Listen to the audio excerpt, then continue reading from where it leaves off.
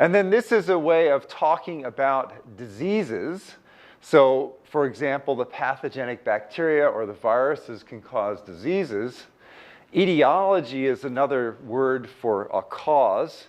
And so the cause in an infectious disease, a disease caused by a microorganism, would be a microorganism. But not everybody is affected by a given microorganism. And so it's important also the situation, how weak the host is, whether the host has been exposed to the disease-causing agent before.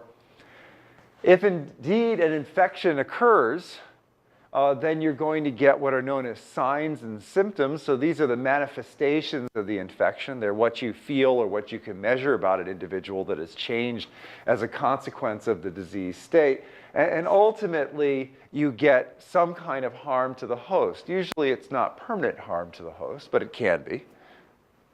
But the host tends to be harmed, at least temporarily, by these infections, which is why infections are not good things and why we have immune systems to protect us from infections. But one of the important things that microorganisms do is cause diseases, not just in humans, but in also all sorts of other kinds of organisms. Plants, for example, have diseases. Fungi can also have diseases. In fact, there was a paper that I was telling you about, I think on the first day of class, and I was going to run off and go through the page proofs of that paper, which is now so far behind that I've just ignored it and forgotten about it. It's published now. But one of the things that we cover in there are the various kinds of viral infections that can occur of other microorganisms. So these are of fungi, these are of protozoa.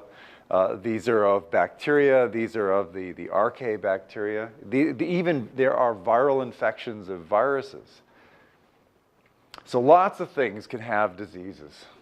And this is just one way of thinking about how diseases work.